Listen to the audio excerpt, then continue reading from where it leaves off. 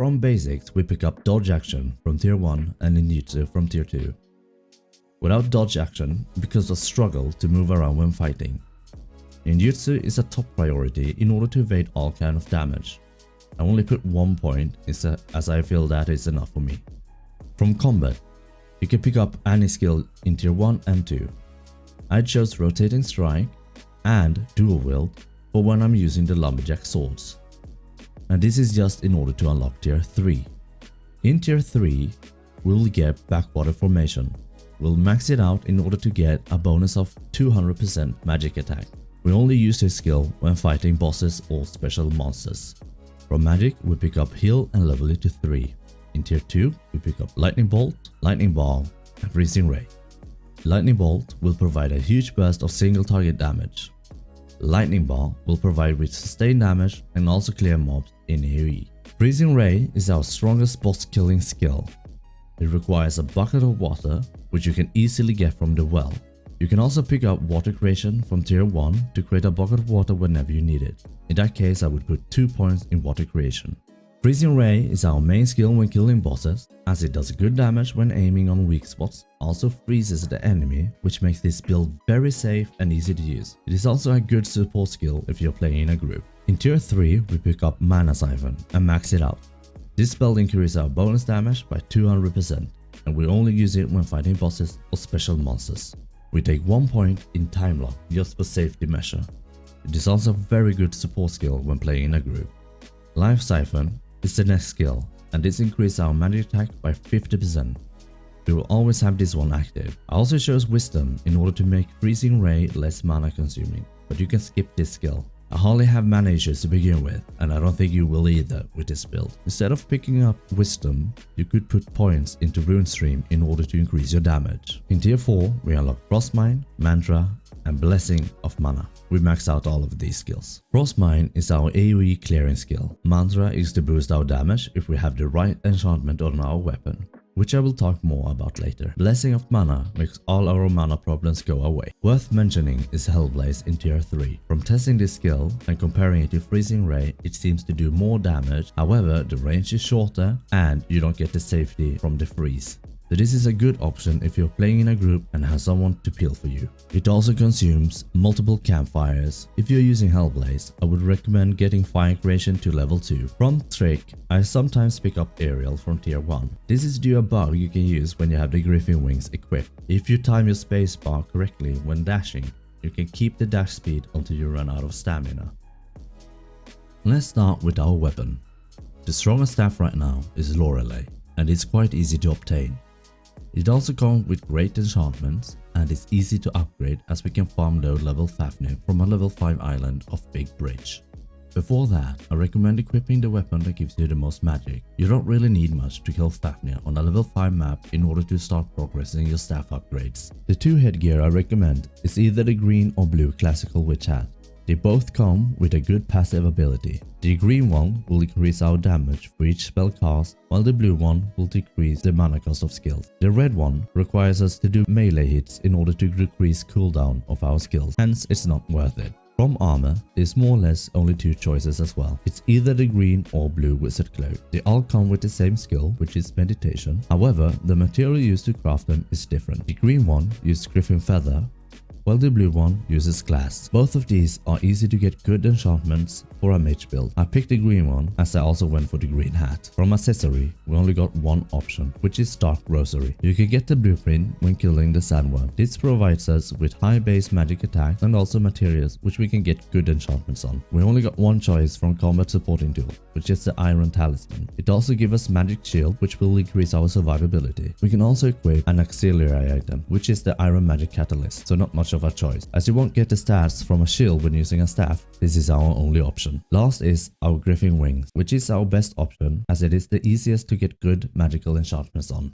Just as a quick disclaimer, I gather the best enchantments that I have seen from the specific materials. I could still upgrade 1 or 2 pieces to better enchantments. Also, you can see the total enchantment cost for this gear setup, but do you need that amount?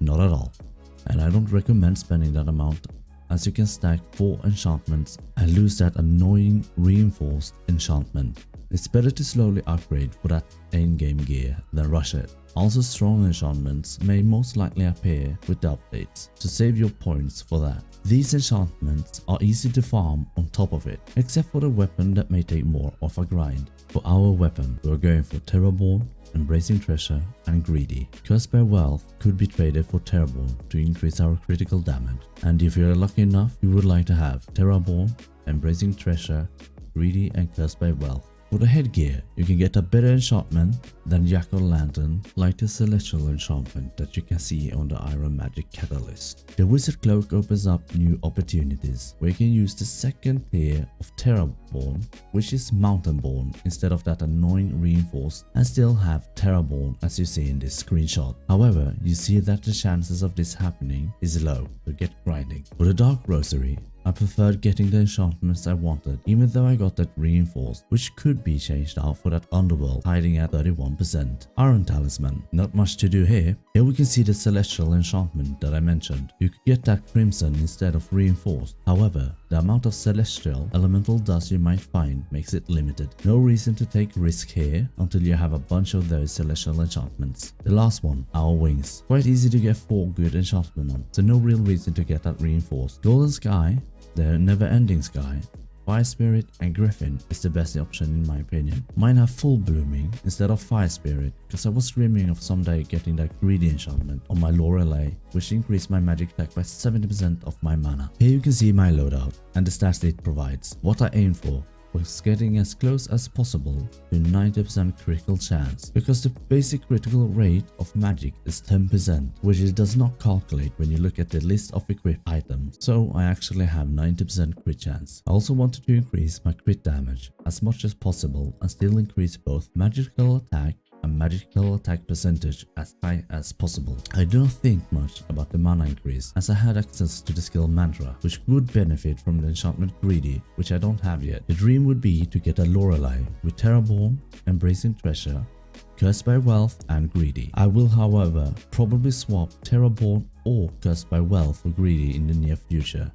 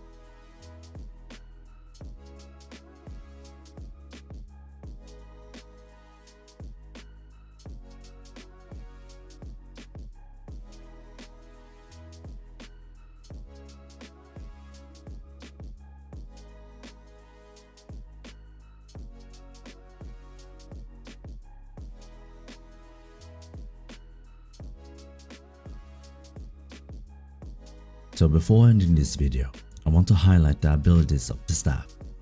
Your secondary attack with the staff gives you a buff that increases your magical attack by 160% for your next spell.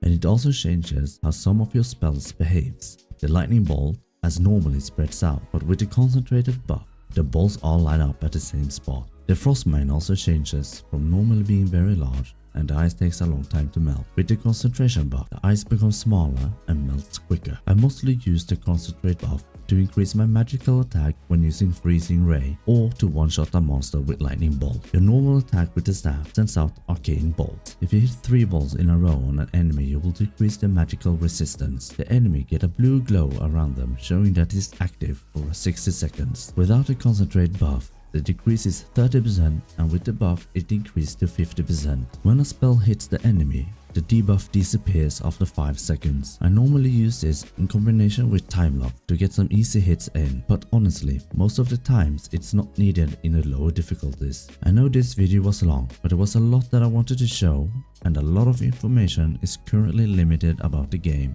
I wanted to make it as easy as possible to follow. If you stay till the end, I would appreciate if you would like and subscribe. I stream over on Twitch at Sailor Moon. Take care and good luck with those enchantments.